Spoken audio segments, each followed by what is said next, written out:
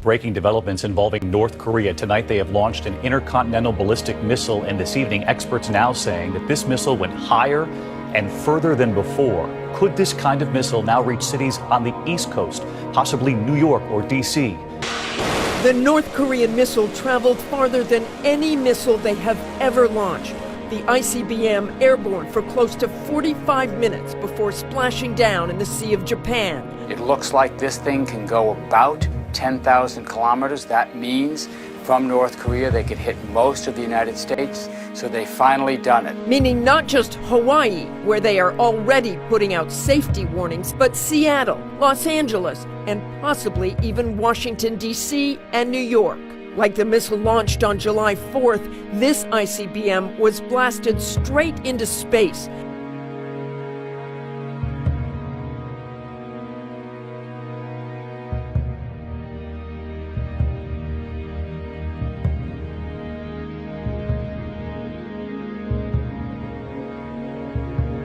But the North can angle the missile trajectory for distance instead of altitude. And today's missile went higher and flew longer than the July 4th test, which is why experts fear it could potentially hit the mainland. Like horseshoes and hand grenades, getting close is all that's needed when you're dealing with nuclear weapons. The U.S. and South Korea responded tonight by conducting their own missile exercises. Breaking news, the U.S. and South Korea have just announced they've fired short-range missiles in a military response to North Korea.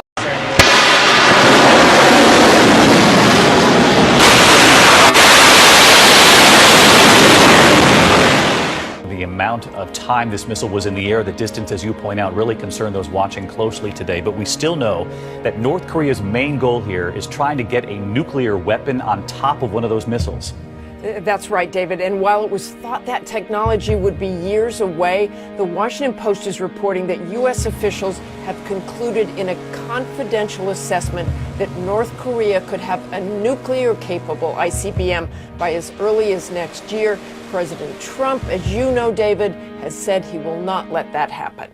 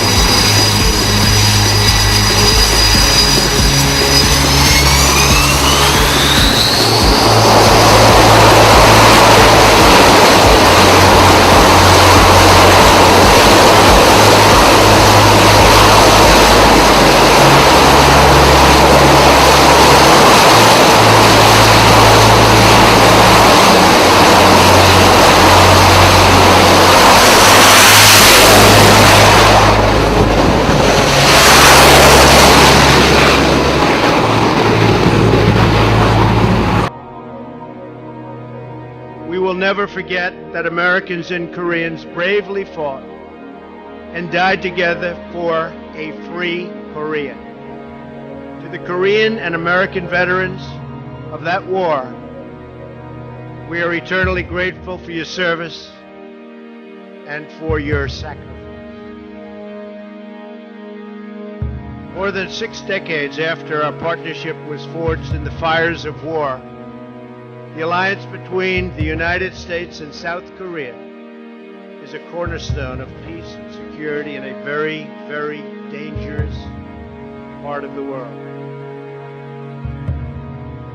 The link between our countries, cemented in battle, is now also tied together by culture, commerce, and common values. Our goal is peace, stability, and prosperity for the region. And we will always defend our allies.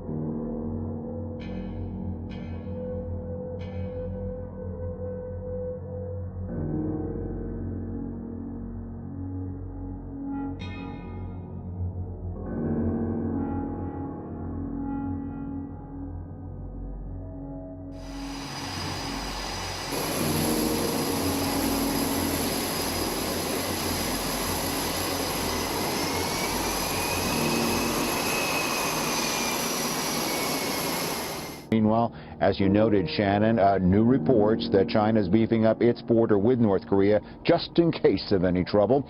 More troops, more surveillance, bunkers being spotted. Either there are problems internally with the country or even a South Korea-U.S. incursion, which could result in a refugee flow out of the country. North Korea, meanwhile, reacting today to some comments made by CIA Chief Pompeo at a Security Council threatening Kim Jong-un. North Korea saying it would respond with a nuclear hammer.